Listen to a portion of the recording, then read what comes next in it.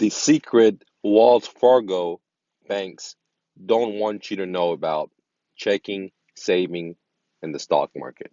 Hey gang, this is Mike with MrNoFluff.com, and I want to talk to you about the secret that banks don't want you to know about your checking, your savings, and your 401 or stock investings. Now, before I can dive into it, I got to quickly explain to you simply what happens when you deposit money into your bank and how our money monetary system works before I can go into the checking and the savings that's going to shock you.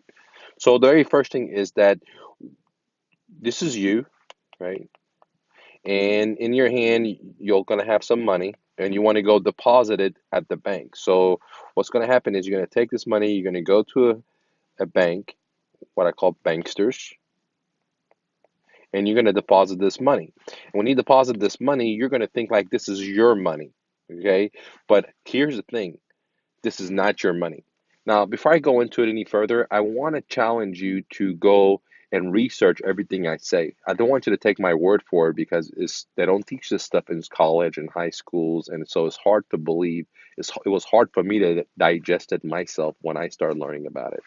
Okay, so what happens is you have this money, you go deposit it at the bank, and a couple of things the bankers are going to do with your money is that many people think that they're going to go ahead and lend this money out to homeowners or people that want to buy a car or credit card, etc., which is a small percentage of it. But majority of the money, what they're going to do is they're going to do risky investing. Okay. Now, to give you a little bit more explanation, if you look at the last crash, which is the 2006 crash, the banks, what they did is they allowed prime borrowers, people that can prove of funds, they cannot show proof of funds, people that wouldn't qualify for a loan normally, they allowed these individuals to get a loan. And then they packaged this stuff, they bundled it up with other decent notes, and then they packaged them and sold it on Wall Street to other investors through mortgage-backed securities. So what happened was that there was a lot of people made a lot of money, which is the bankers, their managements, etc. But we had one of the biggest meltdown that almost happened if we didn't go bail out the bankers, if we didn't go bail out the big corporations.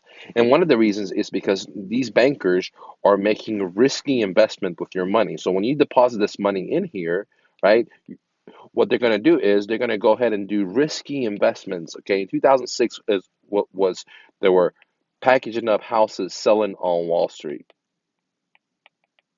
Okay, now in 2019 they're doing different things.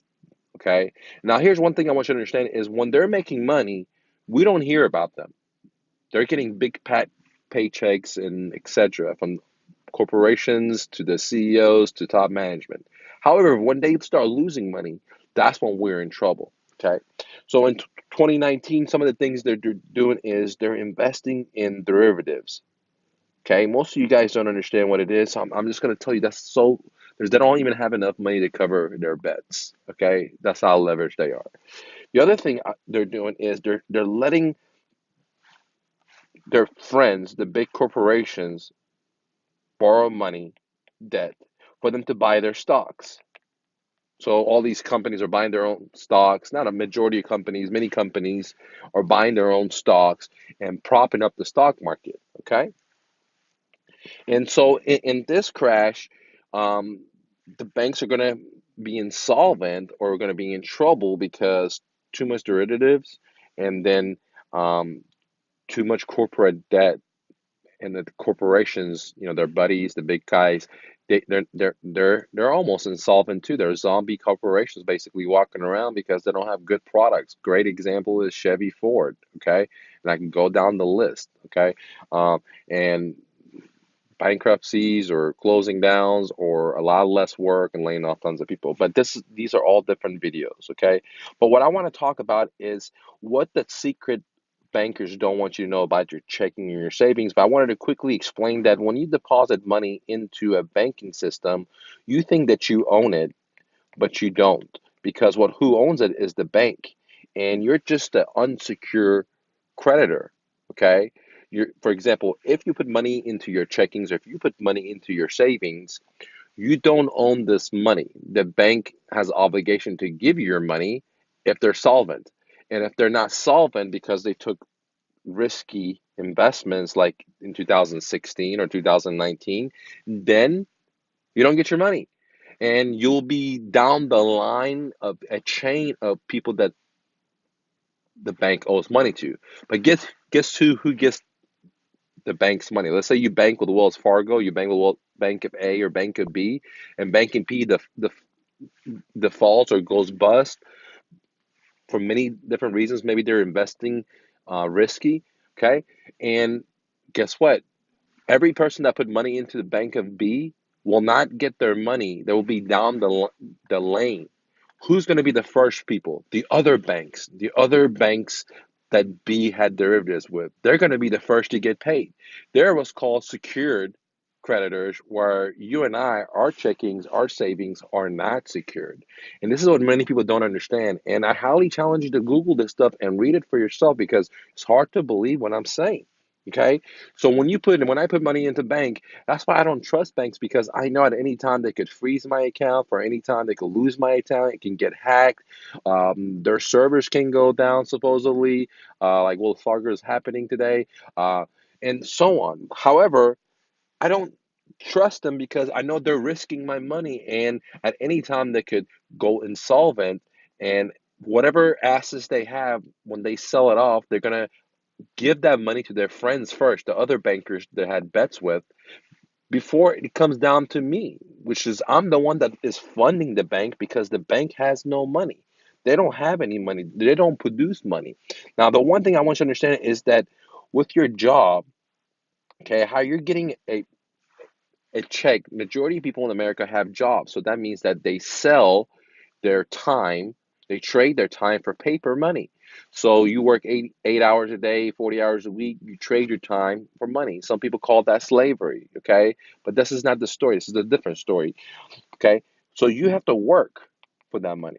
Even if you have a business, you're working for that money, whatever it is, 800 bucks a week or $8,000 a week, it does not matter.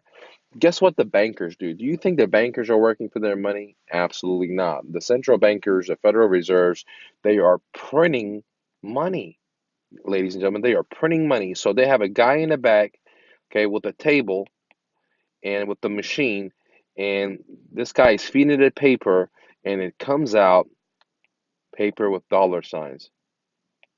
And then guess what? They package this up into little carts of money, and they let other people borrow it, like, what they're doing with their risky corporations, but letting them have so much debt to pay payroll, to expand, and to buy their stocks back.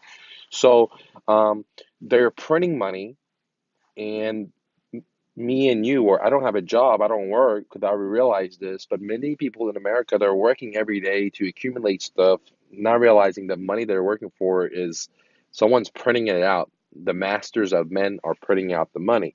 Okay. And they don't understand that the masters of men, when the humans like me and you, we work, we deposit our money in here, they go out and they take more risk to incur more accumulations, like properties and other people's labors and countries' natural resources, etc. Okay, um, so now, what is the secret? Well, the secret one is that the banks are printing money, right? The other secret is, which is the primary reason I made this video, is that your checking, your savings are not safe at the bank. This is just my opinion. It's not financial advice. They're not safe at the bank because the banks are taking massive risks that me and you don't understand, in so many different ways. And at any time, they can close down their store, just like Wells Fargo has just done by some little smoke in one of their facilities, which is in my opinion, bunch of BS because I worked at data centers. And they have multiple redundant backup systems because this is not a piece of place. This is your money, right? And so right now, for example, Wells Fargo, in my opinion, is practicing for their bank run, so they don't tell people, hey, we're insolvent, so they're giving excuses with their IT. They're practicing, or B, there's a crash already happening, and they're not telling you on the stock market. Okay, it's behind the scenes. The bank's already become insolvent, or it could be a technical problem. But now ask yourself this. Ask yourself this, please.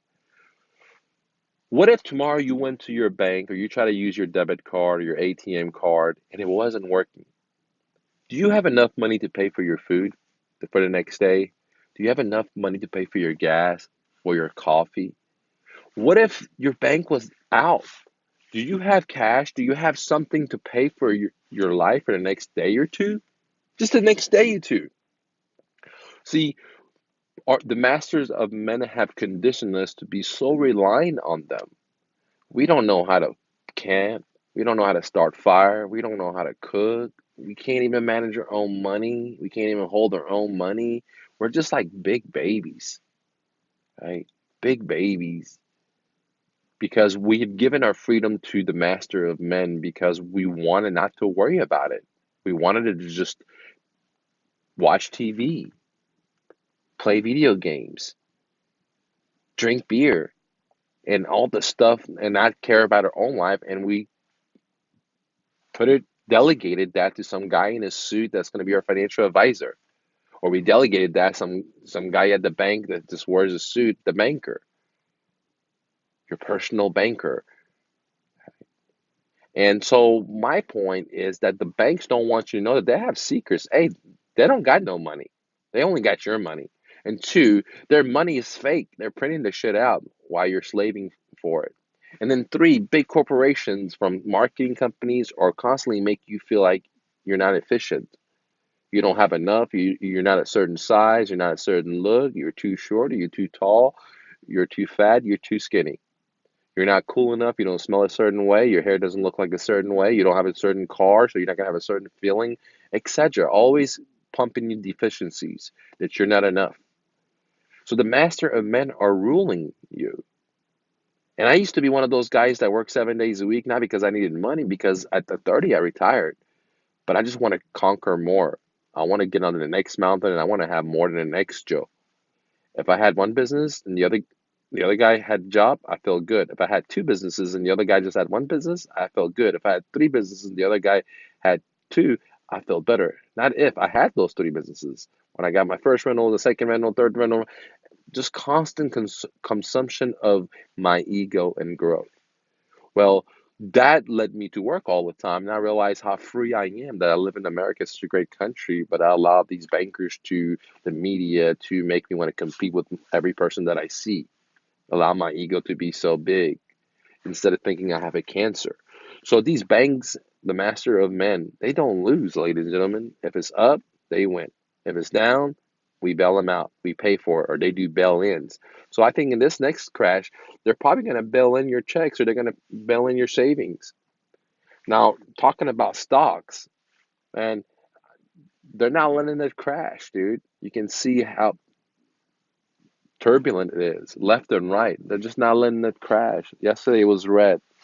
As I'm doing the video for you guys, it's down 200 and something points. Okay, just not letting it crash. Some people out there, are, Ghostbusters are coming to the rescue, buying stocks.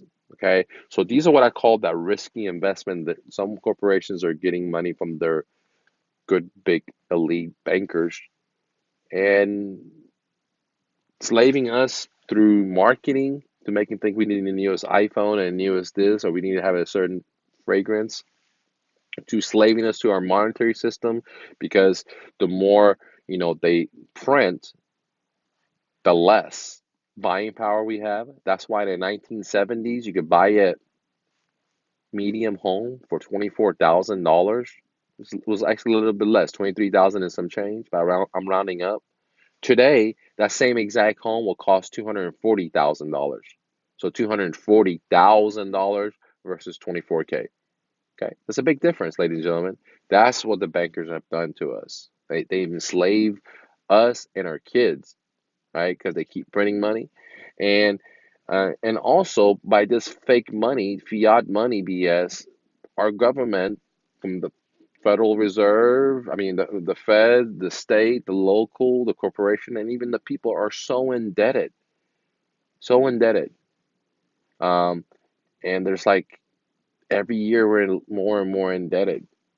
Now that indebtedness has, give our country great power and give our people great luxuries that we haven't can't afford and haven't paid for it. Okay, let me say that again. It has given us great luxuries that we haven't paid for it and can't really afford. That's why people go on vacations without money that they owe, they've worked for. That's why people have big businesses, right?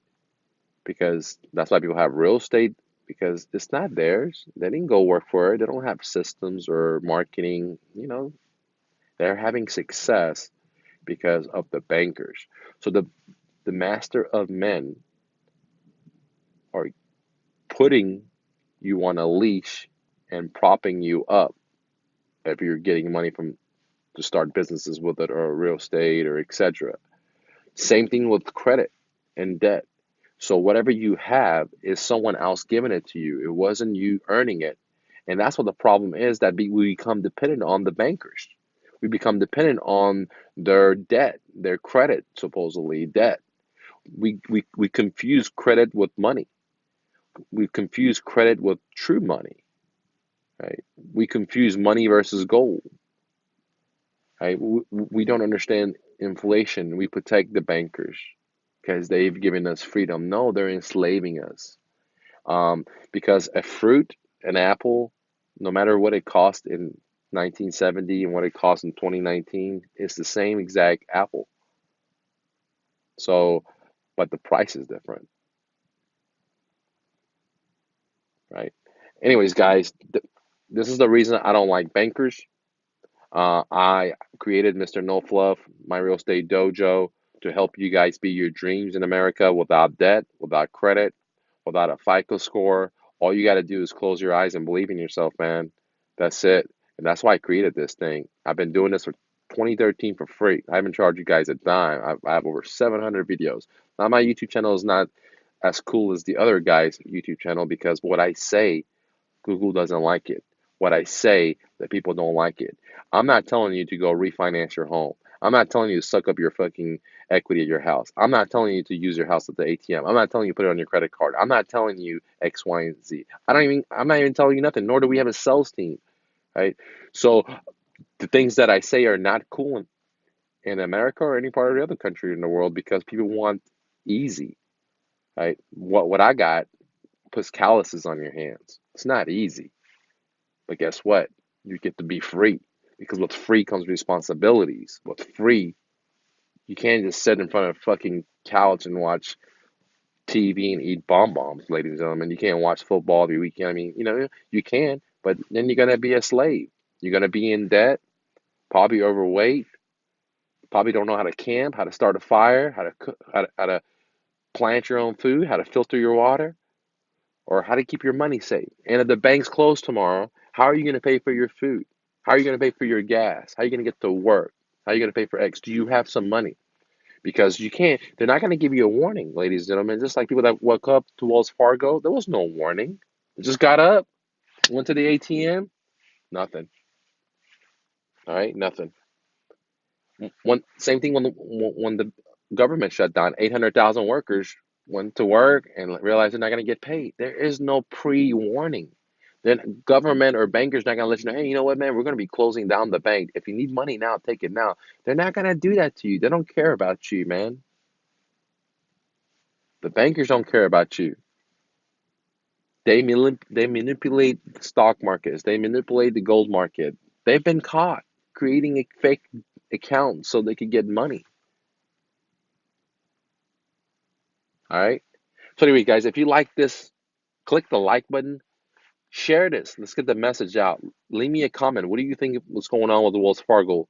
ladies and gentlemen. And last but not least, join my mastermind, ladies and gentlemen. We meet every Saturday. I help you free yourself from the rat race. I help you start a business if that's what you want. If you're already in a business, I help you take you to the next level. If you want to be a real estate agent, I can help you. If you're already a pro real estate agent, I can help you even more. If you want to be a real estate investor, I could definitely help you with that as well. And it's all for 19 bucks a week, ladies and gentlemen. Right? Way less than your cable bill. Or you can watch TV and consume and gain a lot of weight and be in debt, or you can go work for your dream and actually contribute to who you're supposed to be here, man. Right? Not just a slave trading your time for money. Back in the days in America, people looked down on trading their time for money, right? It wasn't holy to do that. You're better off creating something out of love. You created a watch or you create a rug and then you sell that because that you're not a slave and you're working out of love, right? And that's why I realized this a long time ago, and that's why I never had a job because I rather work for myself, even if I don't get as paid as much as supposedly what I'm worth. But it's okay with me because I get to work out of love. I get to love what I'm doing. I chose it. No one told me to get here. No one called the alarm. I have to get up a certain time. I picked it. I picked the road. So guess what? When I do things, I do it the best I can. And then I come back and do it even better than I did. Right? But that's because I work out of love. And that's what I want trying to get every one of you guys. If you work for out of love versus trading your time as a slave, no matter how much you make, 10 bucks, 100 bucks an hour, 1,000 bucks an hour, 1,000,000 bucks an hour, it doesn't matter. If you're not doing it out of love, you hate your job, then get in my mastermind. I can help you out with this. I've been doing it since high school, never had a job. I've been doing this since dial-up age in 1999. Right? I have significant experience in real estate. I've owned a real estate brokerage firm. I've owned a moving company, 14, 15 years. I own a real estate investment business. I wrote books. I do mentoring. I've owned rental properties after rental properties. I've done seller financing, fix and flips, you name it. Short sales, $1 million listings, cold calling. I have significant experience, not because I have a job, because I've never had a job and I've always worked for myself. In all the businesses I had, I've never borrowed any money from a bank, from a credit card. And I started with 100 bucks as a refugee to America, took that into my moving company, which I owned for 14, 15 years. And so I'm going to download all my information into you. Anyways, hustle and bustle. Don't forget to click the like button. See you later, gang.